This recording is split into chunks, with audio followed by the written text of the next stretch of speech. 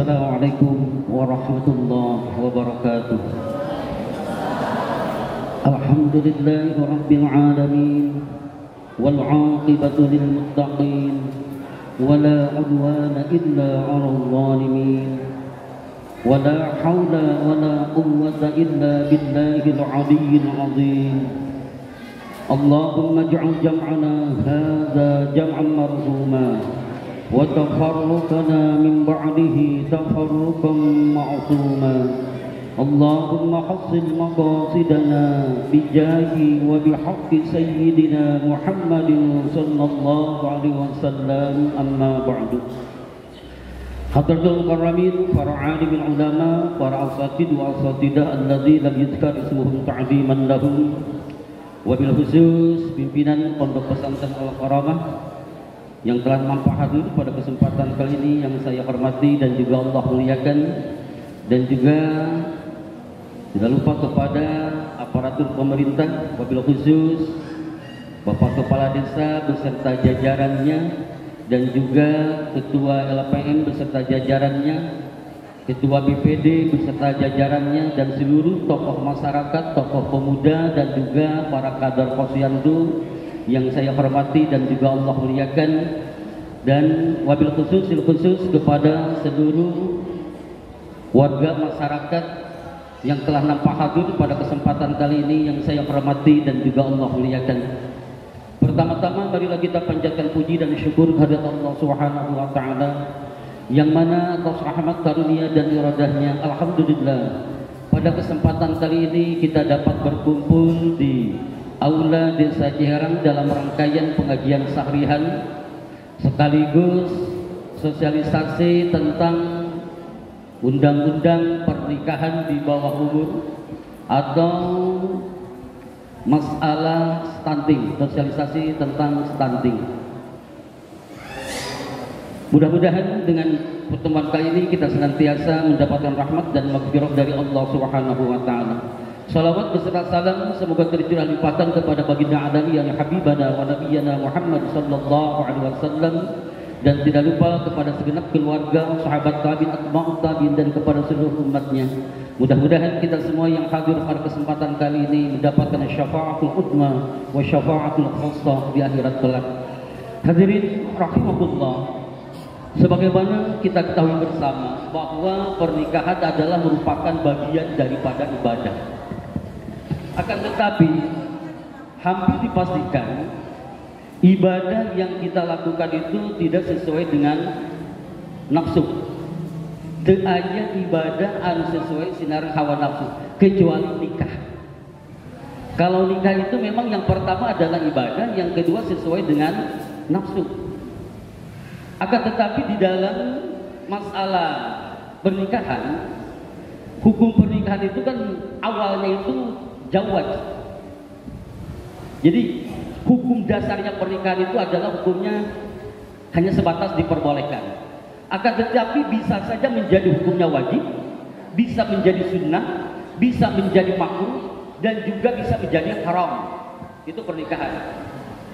Itu mungkin dibahasnya di majelis taklim, sebab waktunya tidak akan cukup. Dan di dalam agama, apakah ada batasan umur di dalam agama untuk melaksanakan pernikahan? Di dalam agama tidak ada batasan secara khusus tentang anak atau orang yang akan menikah. Akan tetapi di dalam undang-undang sebagaimana telah diatur, yang mana awalnya yaitu Undang-Undang Nomor 1 Tahun 1974 yang mengatur tentang pernikahan, bahwa awalnya di bawah umur atau usia 16 itu sudah mencukupi untuk melaksanakan pernikahan. Akan tetapi ada perubahan lagi, yaitu dengan adanya Undang-Undang Nomor 16 Tahun 2019 tentang perubahan atas Undang-Undang Nomor 1 Tahun 1974 yang awalnya diperbolehkan untuk warga masyarakat yang ada di negara Indonesia melaksanakan pernikahan asal si calon pengantinnya sudah sampai usianya 16 tahun, maka akan mendapatkan buku nikah atau bisa mendaftar ke kantor urusan agama. Tapi dengan adanya perubahan undang-undang, maka yang pertama yang harus digarisbawahi bahwa bahwa negara tidak ada kewenangan, pemerintah tidak ada kewenangan untuk melarang warganya melaksanakan pernikahan walaupun usianya belum mencapai 19 tahun. Tidak ada aturannya seperti itu. Akan tetapi ketika ada warga masyarakat yang akan menikah dan usianya di bawah 19 tahun, maka kantor urusan agama tidak akan melayani untuk pencatatan nikah. Jadi bukan berarti negara mengintervensi atau melarang pernikahan di bawah umur, tidak. Eta negara upami datang menteri agama tanapi pemerintah ngatur masalah begitu sanes. Jadi hanya sebatas apabila ada warga masyarakat yang akan melaksanakan pernikahan dan ingin tercatat di kantor urusan agama, maka untuk saat ini aturannya adalah harus sudah berusia 19 tahun. Tapi bukan berarti negara atau pemerintah melarang warganya untuk melaksanakan pernikahan. Tidak ada larangan. Jadi upami gitu 16 tahun yang mangga, 17 tahun yang mangga mau jantan aina dipidana moal. Termasuk kita, cuma tidak akan mendapatkan buku nikah, tidak akan tercatat di kantor urusan agama. Nanti ketika ingin mendapatkan buku nikah, ketika ingin tercatat di kantor urusan agama, ketika sudah sampai 19 tahun, maka bisa mendaftarkan, bisa mengajukan ke kantor urusan agama, maka akan dilakukan isbat nikah. Isbat nikah. Jadi mangga umpami natama, saumpami natama ayaan pada maksakeun lah di bawah 19, tapi jangan sekali-kali datang ke kantor urusan agama. Nah, mari kita mau dilayani sakitu di kantor urusan agama. Apa alasannya pemerintah menaikkan atau merubah undang-undang daripada Undang-Undang Nomor 1 Tahun 1974 diganti dengan Undang-Undang Nomor 16 Tahun 2019? Karena banyak terjadi perceraian, bahkan tingkat perceraian itu sangat tinggi. Bahkan di Kabupaten Cianjur, di Pengadilan Negeri Agama itu tingkat perceraian sangat tinggi, dan kebanyakan adalah pasangan yang usianya masih muda, masih ayeuna labil, masih kena labil. Seseueurna anu jadi rada-rada norak. Mata upami hoyong ngintip jada atau di pengadilan, antos didinya seueur di pengadilan. Dan yang pertama alasannya adalah karena tingkat perceraian sangat tinggi, dan kebanyakannya itu adalah yang melaksanakan atau melakukan perceraian itu adalah pasangan yang relatif masih muda. Yang kedua, menurut ahli kesehatan, bahwa perempuan yang usianya di bawah 19 tahun, maka organ reproduksinya itu belum cukup. Jadi untuk kehamilannya itu belum pas gitu kan. Itu hasil penelitian daripada ahli kesehatan. Jadi yang menentukan atau yang menjadikan undang-undang itu disahkan itu bukan semena-mena karena daripada Kementerian Agama, tapi hasil daripada umpamanya penelitian dan juga masukan-masukan dari berbagai macam pihak, terutama daripada ahli kesehatan. Sebab banyak sekali di antara yang menikah di usia muda kemudian hamil, dan bayinya itu memang banyak yang kurang bisa diharapkan gitu kan, terutama dalam masalahnya mungkin tumbuh kembang dan sebagainya. Itu alasan kenapa sampai umpamanya terjadi perubahan undang-undang. Tadi ada batasan minimal usia 19 tahun, tapi ada nggak batasan maksimal? Batasan usia maksimal tidak ada. Sekalipun Pak Hadi Jeyi mau menikah lagi, silakan, tidak ada larangan. Tidak ada. Jadi untuk batas maksimal itu tidak ada. Akan tetapi apabila ada suami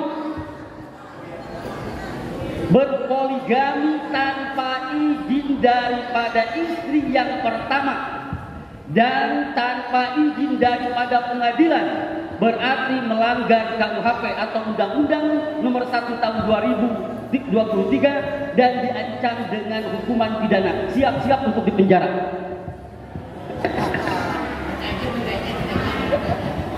Dipenjara teh lamun kanawan. Kahiji lamun kanawan, kedua lamun diajukan ke pengadilan. Jadi tidak ada batasan. Untuk batas usia maksimal itu tidak ada batasan. Bahkan pemerintah memfasilitasi ketika ada yang ingin berpoligami dan telah mendapatkan izin daripada istri pertama dan juga izin daripada pengadilan, maka akan langsung mendapatkan SIM card. Kartu SIM telah menikah. Jadi ada fotonya, bisa berwarna jadi 3 nanti. Fotonya itu yaitu suami, istri pertama dan istri kedua. Kalau istrinya 4 berarti jadi 5. Itu tidak ada larangan, dengan catatan harus ada izin daripada istri yang pertama dan juga izin daripada pengadilan. Itu hukum negara. Hukum negara. Tapi ketika kita ingin tetap melaksanakan poligami, sing pinter wek ngabohong nak sakitu. Nggak bohong. Salah panjenengan. Sing pinter ngabohong. Jadi ngabohongna kudu ages. Ngabohongna kudu lansip. Sakitu gitu. Dan juga terkait stunting, sebagaimana tadi saya sampaikan tentang definisi atau pengertian daripada stunting, sebab-sebab yang menjadikan stunting, dan apa kiat-kiatnya untuk mencegah stunting. Sebetulnya tadi telah disampaikan oleh Bapak Kepala Desa dan juga oleh Bapak Camat. Akan tetapi di dalam surah An-Nisa ayat 9, Allah Subhanahu wa taala berfirman, "A'udzu billahi minasyaitonir rajim. وَلْيَخْشَ الَّذِينَ لَمْ تَرَكُوا مِنْ خَلْفِهِمْ ذُرِّيَّةً ضِعَافًا خَافُوا عَلَيْهِمْ فَلْيَتَّقُوا اللَّهَ وَلْيَقُولُوا قَوْلًا سَدِيدًا." Dan hendaklah takut kepada Allah orang-orang yang sekiranya mereka meninggalkan keturunan yang lemah. Jadi kita itu, kata Allah Subhanahu wa taala, mestinya kita merasa takut oleh Allah Subhanahu wa taala ketika kita meninggalkan keturunan yang lemah. Akan tetapi kalau melihat daripada ayat tersebut, sebetulnya bukan masalah secara khusus tentang stunting atau masalah fisik. Tapi menurut para ulama adalah tentang ekonomi. Yaitu asbabun nuzulnya itu adalah sahabat Sa'ad bin Abi Waqqas. Sahabat Sa'ad bin Abi Waqqas, beliau merupakan salah satu sahabat yang banyak sekali mempunyai harta kekayaan. Kemudian ketika ia menjelang kematian, ketika sakit, maka seluruh hartanya ia akan wasiatkan untuk disedekahkan kepada seluruh kaum muslimin. Maka Nabi sallallahu alaihi wasallam melarang kepada Sa'ad bin Abi Waqqas. Turunlah ayat bahwa kita itu perlu takut, kita itu harus takut kepada Allah apabila kita meninggalkan keturunan-keturunan kita yang lemah. Menurut ulama tafsir, yang pertama ada yang mengatakan bahwa ayat ini berkaitan dengan adanya orang yang ketika ada tetangga atau ada orang yang sakit, ia selalu menganjurkan supaya berwasiat untuk menginfakkan atau menyedekahkan seluruh hartanya. Maka ayat ini jawabannya. Yang kedua ada yang mengatakan ulama tafsir bahwa ada orang yang ketika datang kepada orang yang sakit dan orang tersebut mempunyai harta kekayaan, orang yang menjenguk itu berpesan kepada orang yang sakit bahwa tidak boleh berwasiat untuk menginfakkan hartanya. Ada juga di antaranya seperti yang melebihi daripada sepertiga daripada wasiatnya, dan tapi menurut Imam Nawawi bahwa ayat ini tidak hanya berkaitan dengan wasiat ataupun masalah ekonomi, tapi kita perlu takut, kita perlu waspada, kita harus umpamanya memperhatikan keturunan kita, jangan sampai keturunan kita menjadi anak yang lemah, terutama yang pertama di dalam masalah tauhid, keimanan. Maka sejak usia dini, bahkan kalau dalam agama Islam itu begitu lahir maka disunahkan untuk diazani di kuping sebelah kanan dan dibacakan iqamah di kuping sebelah kiri, supaya yang pertama kali terdengar oleh bayi tersebut adalah kalimat tauhid. Dan juga masalah ilmu agama, ilmu masalah umpamina tama sifatnya umum lah, seperti pendidikan sifatnya formal. Jadi orang sudah dibikinkan ngantunkan keturunan orang menjadi generasi yang lemah, generasi yang tidak mempunyai pendidikan, generasi yang tidak mempunyai pengetahuan.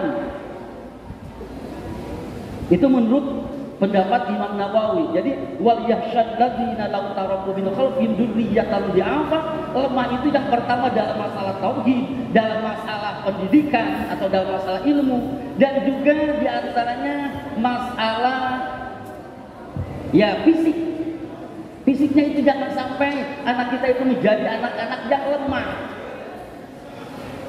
dalam artian kurang asupan gizi dan sebagainya.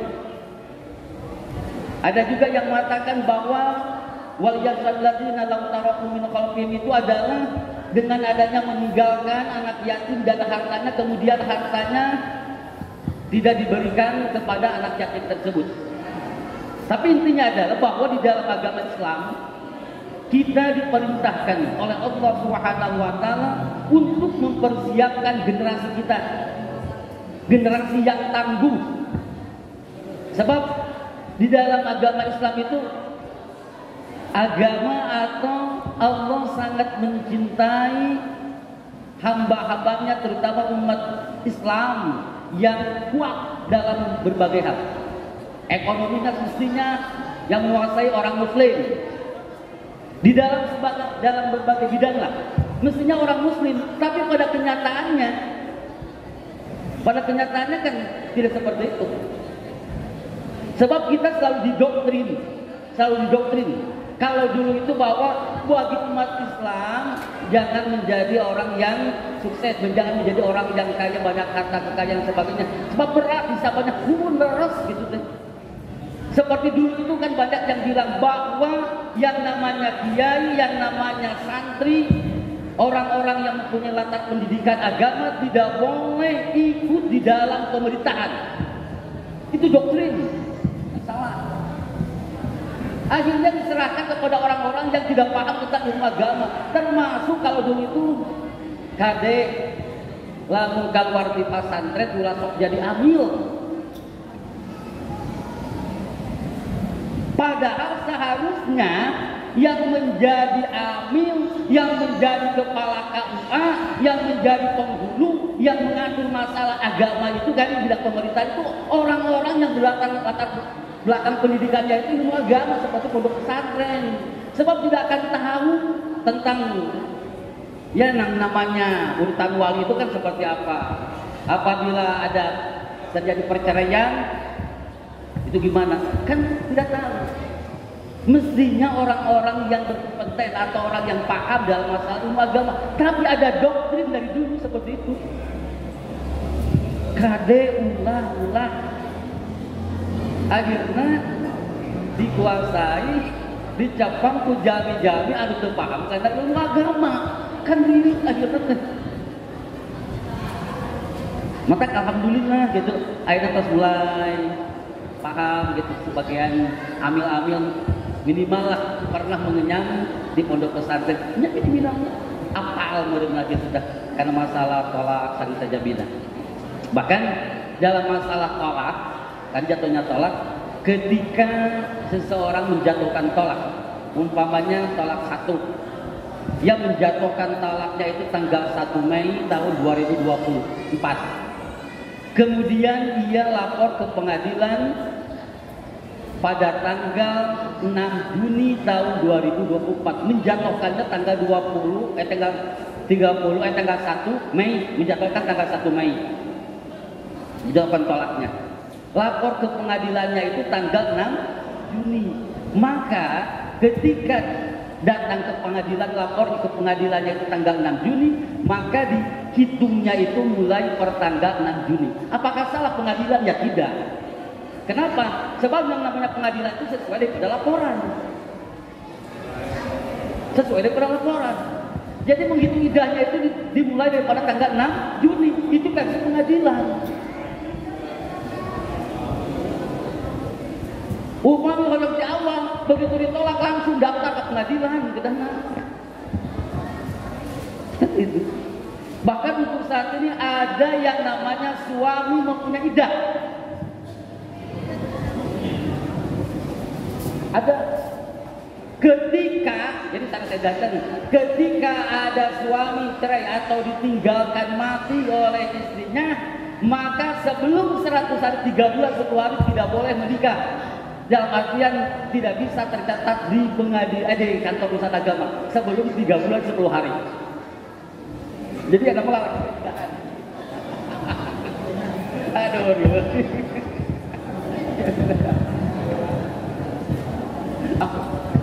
Aduh. Itu kan beda lagi aturan negara, itu aturan negara. Jemurnya ngopi di kepala kau, aduh. Bingung mau kayak gitu ya. Tapi lagi kamu dosan ayah mengalami seperti itu gitu kan, tanah tetangga anunya seperti itu memang betul, pengadilan itu seperti itu. Mungkin karena banyak berbagai macam pertimbangan lah kenapa terjadi seperti itu. Dan yang selanjutnya adalah apa antisipasi kita untuk pencegahan stunting. Memang di dalam agama Islam ini kan sifatnya umum, bahwa Allah Subhanahu wa taala telah berfirman di dalam surah Al-Baqarah ayat 168 tentang adanya kiat-kiat supaya kita hidup sehat, salah satunya. Dan juga perintah daripada Allah Subhanahu wa taala apa yang harus kita konsumsi.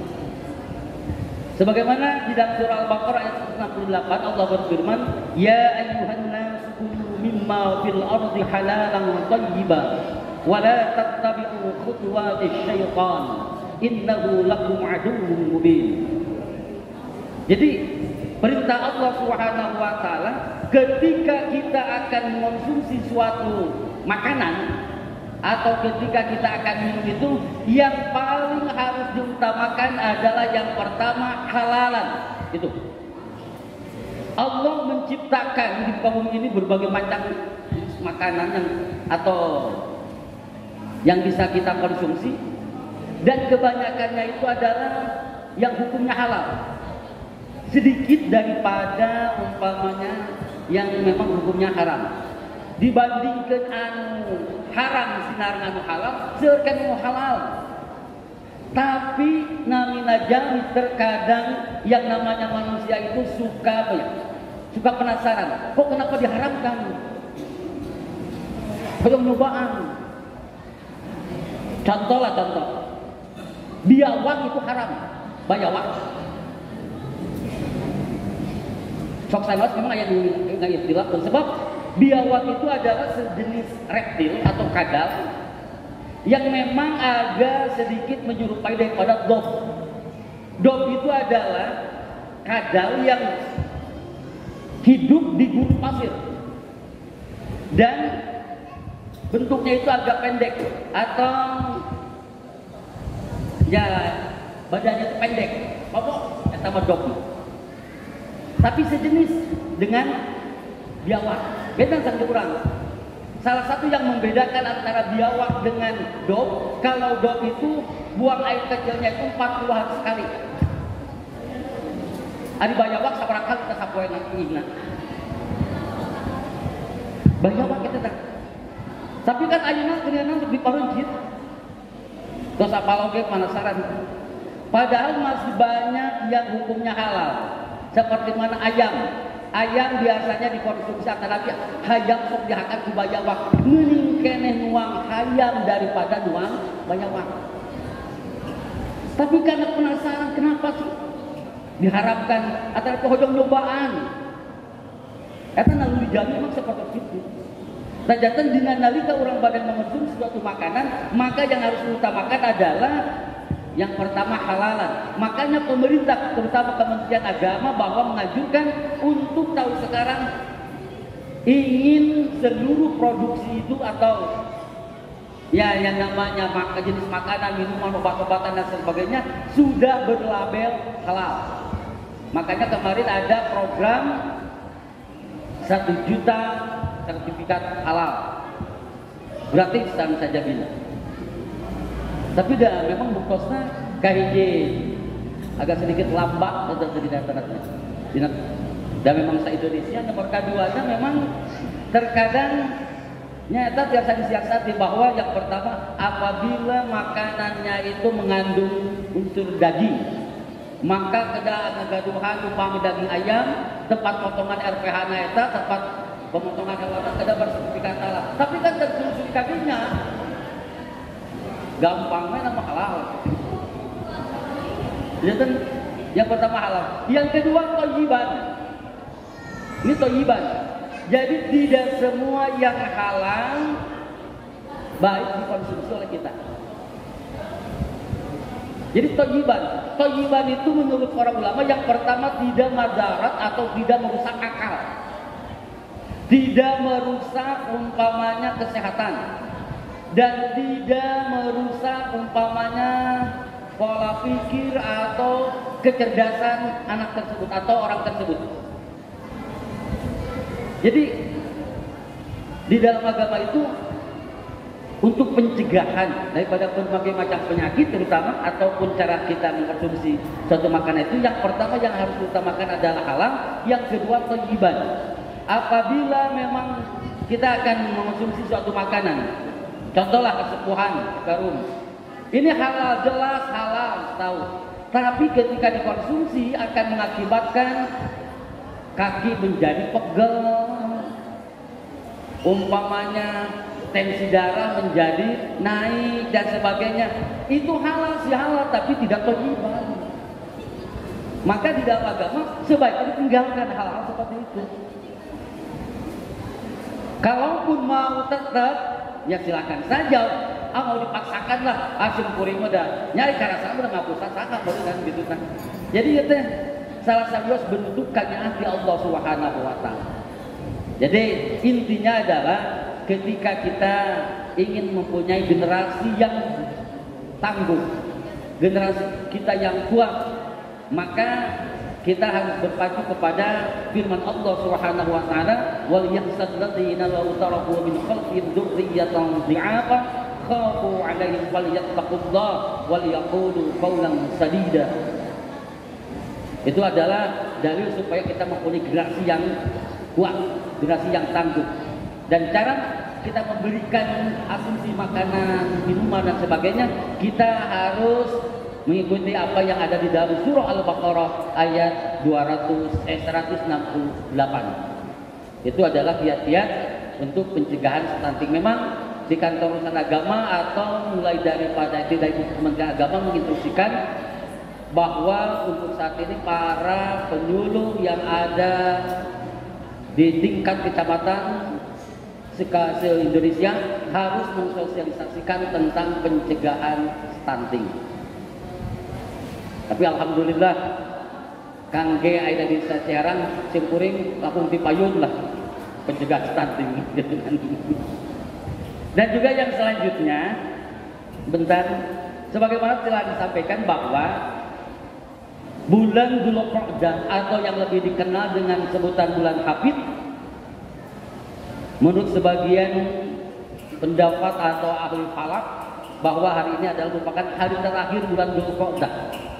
Sebab hari esok itu adalah tanggal 1 bulan Dzulhijjah. Tapi nanti kita akan menunggu hasil hisab, hasil ruqyah. Jadi ada sidang isbat, nanti biasanya sidang isbat itu menentukan itu malah malam tanggal 1 bulan Zulhijjah sekarang. Malam nanti biasanya. Jadi kita mengikuti aturan pemerintah. Apa yang perlu kita lakukan ketika memasuki bulan Zulhijjah? Yang pertama, ada amalan-amalan yang memang khusus dilakukannya pada bulan Zulhijjah. Salah satunya adalah dengan cara melaksanakan ibadah saum. Saumnya itu saum sunnah. Sunnahnya itu mulai daripada tanggal 1 sampai tanggal 9. Akan tetapi yang lebih dikukuhkan lagi kesunahannya itu tanggal 8 dan tanggal 9 yang dinamakan hari Tarwiyah dan juga hari Arafah. Tarwiyah, hari merenung, hari berpikir. Arafah berarti mempunyai keyakinan bahwa ia tahu yang sesungguhnya Arafah. Yaitu kisahnya tentang Nabi Ibrahim alaihissalam. Itu yang dinamakan Tarwiyah dan Arafah. Yang menjadi pertanyaan, bagaimana seandainya ada orang yang mau melaksanakan saum di bulan Zulhijjah, terutama tanggal 8 dan tanggal 9. Akan tetapi ia masih mempunyai hutang saum. Ibu-ibu waktu Ramadan kemarin mungkin dikatakan haid, sampai-sampai umpamanya tidak berpuasa 7 hari atau 15 hari paling lama, dan masih ada yang belum diqadha. Bagaimana seandainya ketika sekarang sampai pada tanggal 1 atau pada tanggal 8, tanggal 9 melaksanakan saum, tapi yang menjadi perhitungannya itu adalah qadhawanin hoyong kabayar, ganjaran saum sunnah oke hoyong hasil. Kita kumaha. Jadi istilahnya beli 1 gratis 1. Jadi hoyong karang kapangku. Maka diingatkan far'un abda jam'un mutaakhiruna bi husuli sawabi Arafah wa ma ba'dahu bi wuqu'i shaumi fardhin fiha khilafan lil majmu'. Far'un merupakan cabang masalah.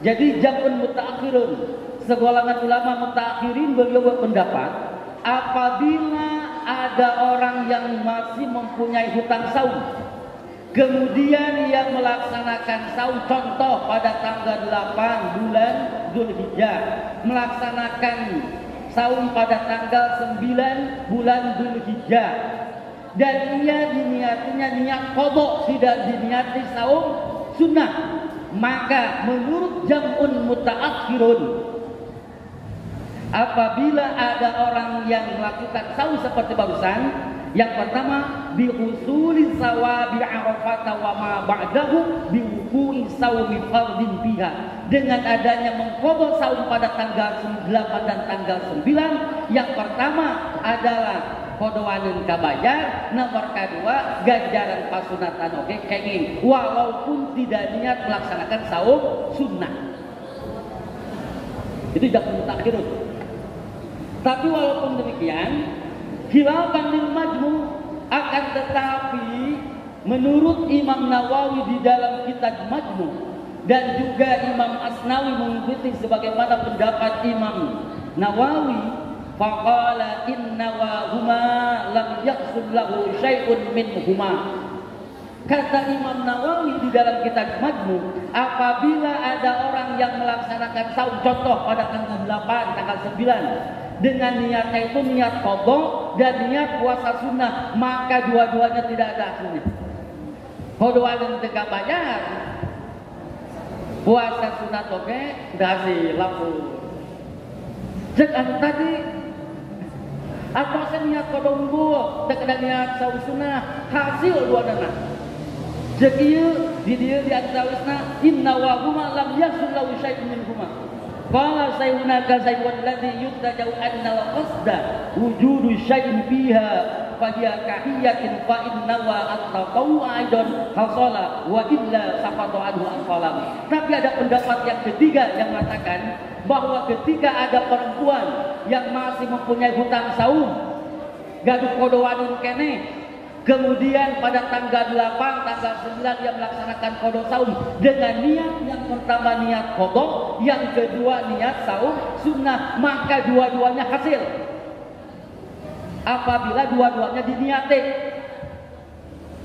Kata kau pertama asal niat qada melaksanakan saum walaupun niat cuma niat qada, tidak niat melaksanakan saum sunnah, tapi dilakukan pada hari yang memang pada hari itu disunahkan, maka hasil dua-duanya. Menurut kau kedua tidak hasil dua-duanya, sah dua-duanya.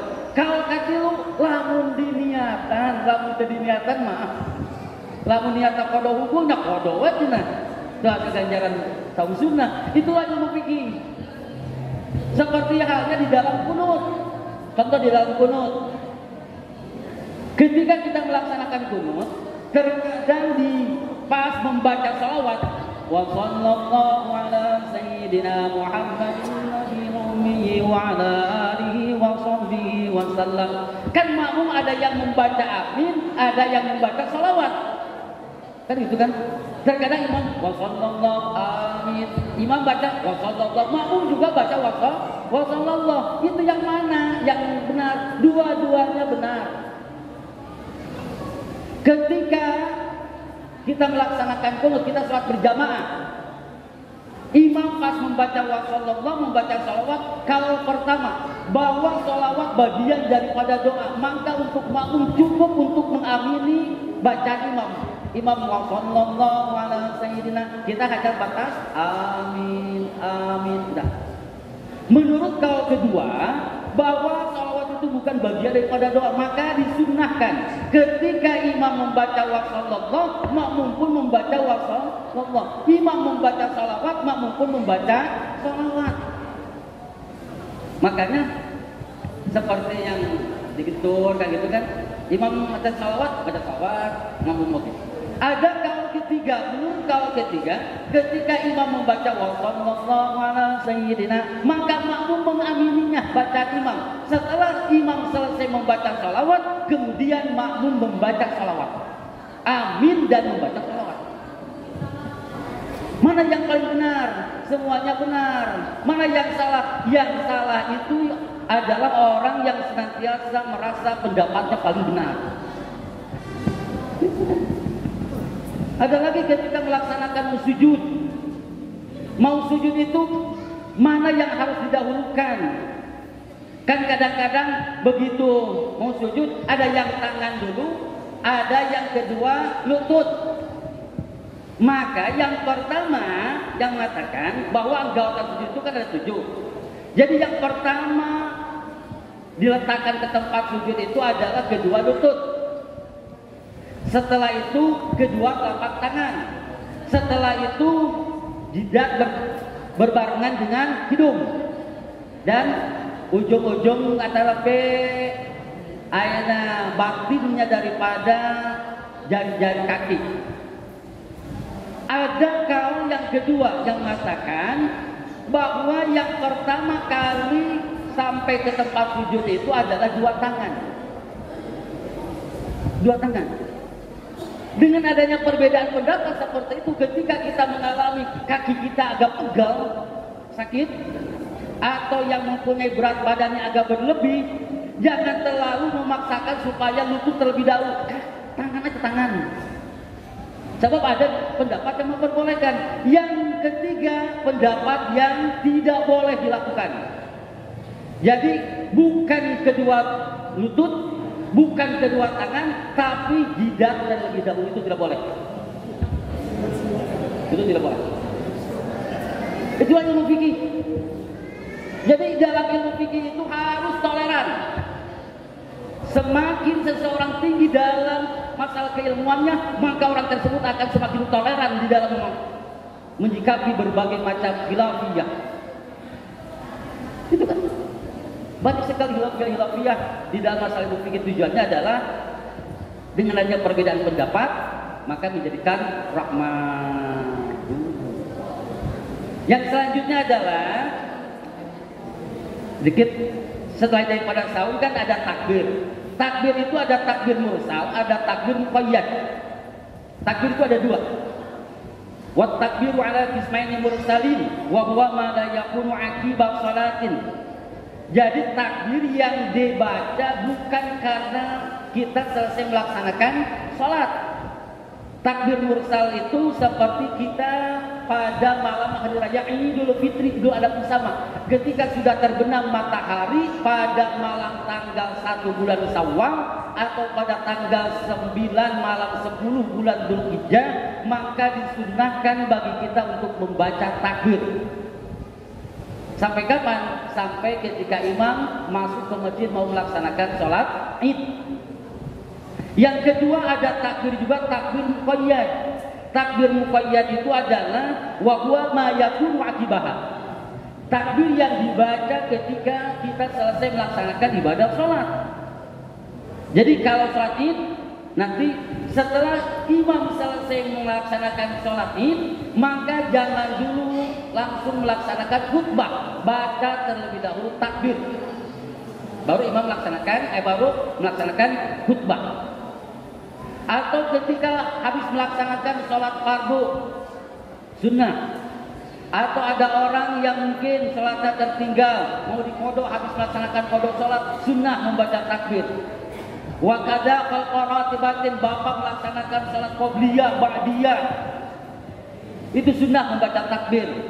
Wa nafli mutlaqin, habis melaksanakan sholat sunat mutlak sunnah membaca takbir.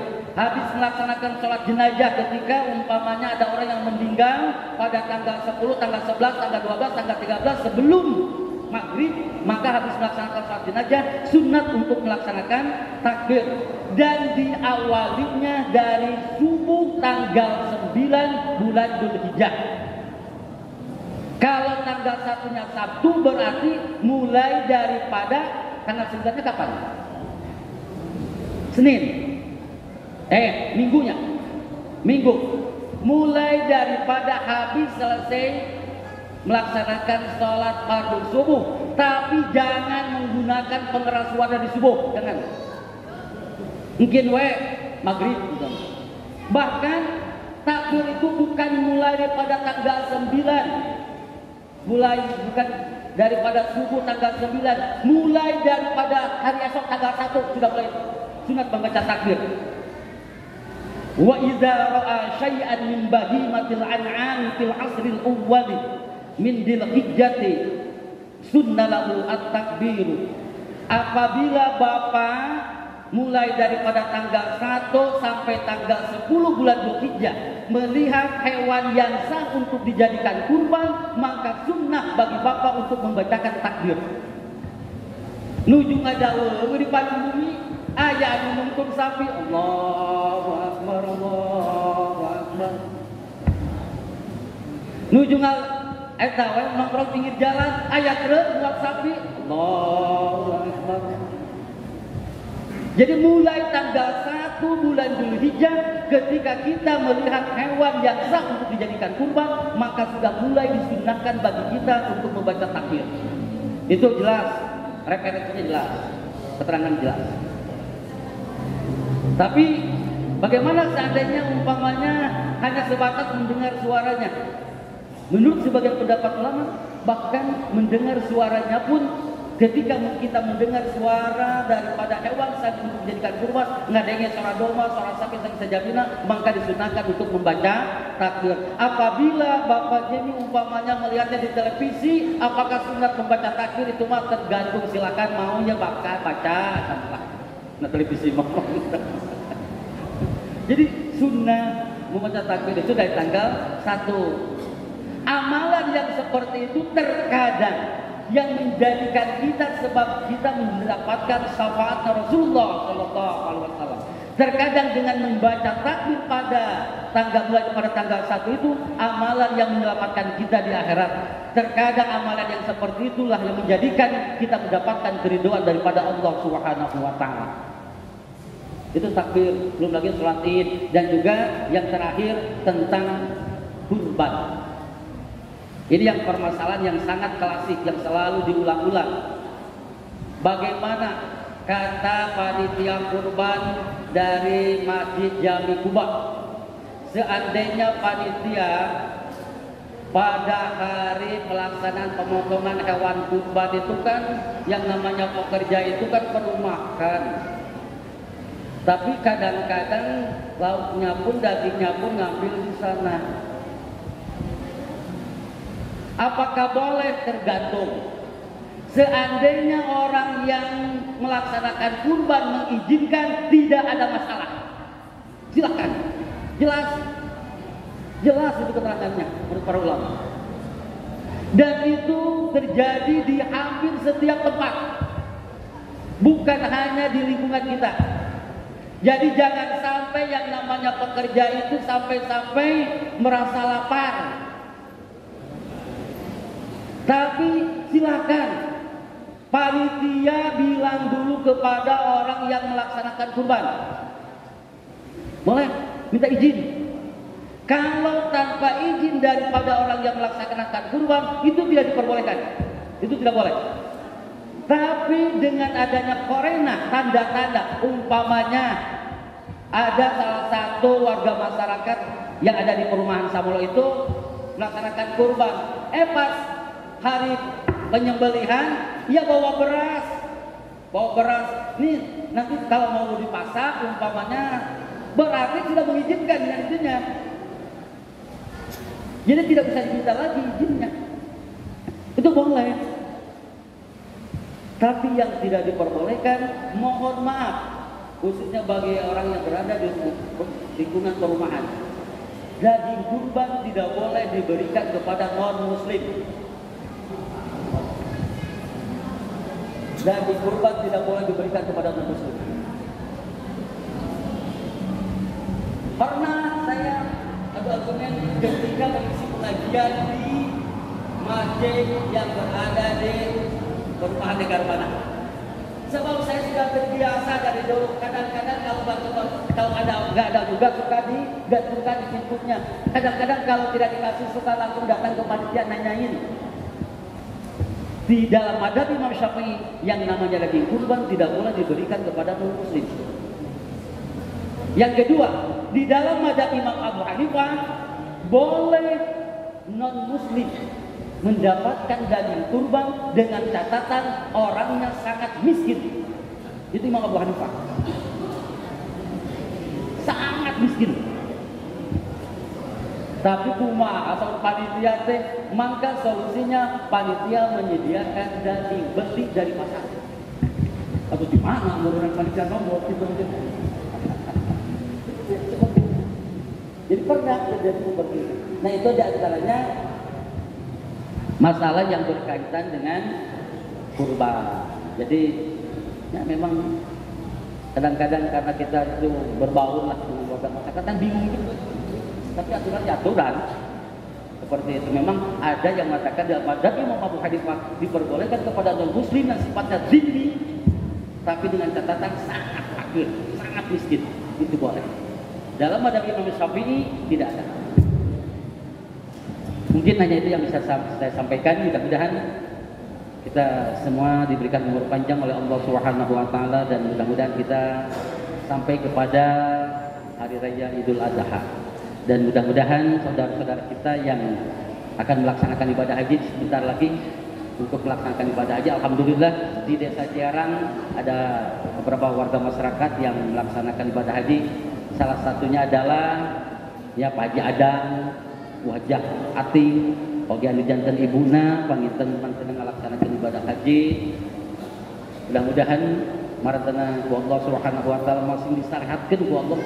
Oge diparoskeun isuan intina mah masing dipaparin kalancaran dina anggon ngalaksanakeun ibadah haji. Oge mudah-mudahan masing kalebetkeun haji anu makbul kun mabrur. Anu paling utami mudah-mudahan urang sadayana masing saenggalna dipaparin nasib anu piat ku Allah Subhanahu wa taala, sehingga urang sadayana tiasa ngalaksanakeun ibadah haji, ibadah umrah senantiasa ziarah ka makam Kanjeng Rasulullah sallallahu alaihi wasallam. Ala hadhihi niyyah bi barakatil Qur'an. Al-Fatihah.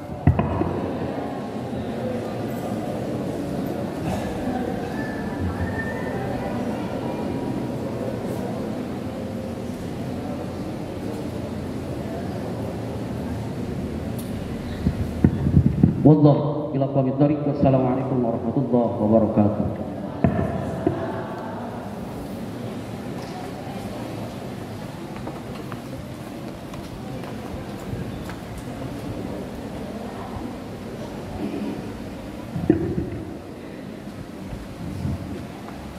Bapak Ibu hadirin yang berbahagia, alhamdulillahirabbil alamin.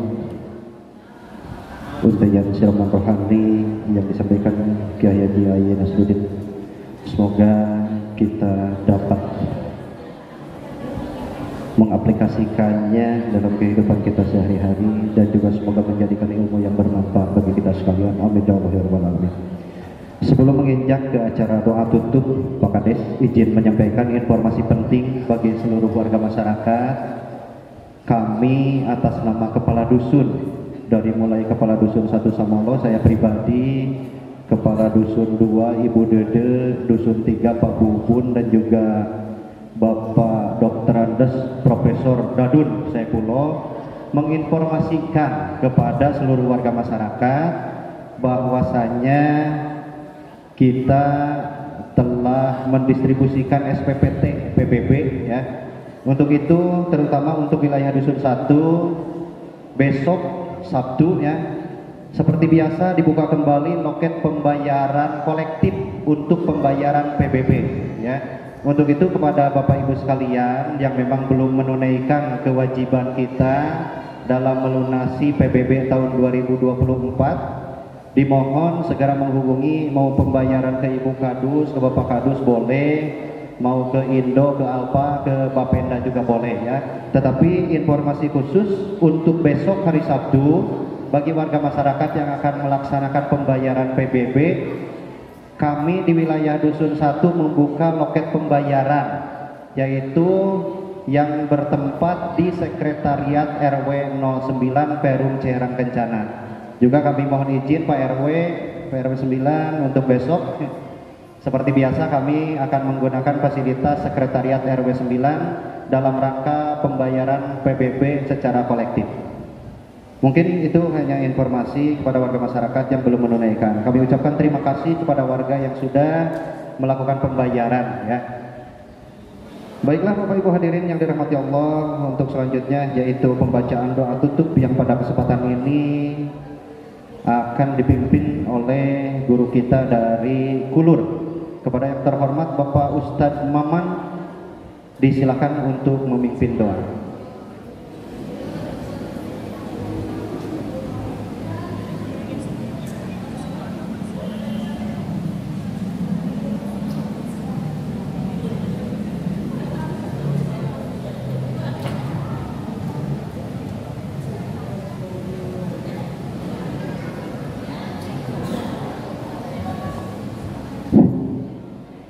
Allahumma salli ala sayyidina wa habibina wa syafi'ina wa maulana Muhammad wa sallim wa radallahu tabaraka wa ta'ala an kulli sahabati rasulillahi ajma'in. Amin Allah ya rabbal alamin. Bismillahirrahmanirrahim. Hamdan syakirin hamdan naimin, hamdan yuwafi ni'amahu wa yukabihu majidah. Ya Rabbana lakal hamdu kama yanbaghi li jalali wajhikal karimi wa 'azimi sultanik. Allahumma alif baina qulubina wa aslih data bainina wahdina subulas salam wa najjina minad dhulumati ilan nur wajadibnal fawahisha ma dhahara minha wa ma batan. Allahumma barik lana fi asma'ina wa absarina wa qulubina wa azwajina wa dhurriyyatina wa tub alaina innaka antat tawwabur rahim waj'alna syakirin li ni'matika muslimin qabiliha wa atimaha alaina bi rahmatika ya arhamar rahimin. Rabbana atina fid dunya hasanah wa fil akhirati hasanah wa qina azabannar. Wa sallallahu ala sayyidina Muhammad wa alihi washabihi wasallam. Subhana rabbika rabbil izzati amma yasifun wa salamun alal mursalin walhamdulillahi rabbil alamin. Al-Fatihah. A'udzu billahi minasyaitonir rajim. Bismillahirrahmanirrahim. Alhamdulillahi rabbil alamin. Ar-Rahmanir Rahim. Maliki yaumiddin. Iyyaka na'budu wa iyyaka nasta'in. Ihdinas siratal mustaqim. Siratal ladzina an'amta 'alaihim ghairil maghdubi 'alaihim waladdallin.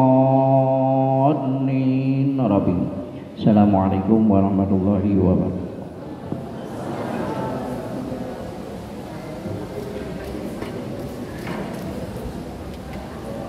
Hadirin rahimahullah, alhamdulillah dengan dibacakannya doa tutup tadi berakhir pula semua rangkaian acara seharian pada hari ini Jumat 7 Juni tahun 2024. Kami atas nama petugas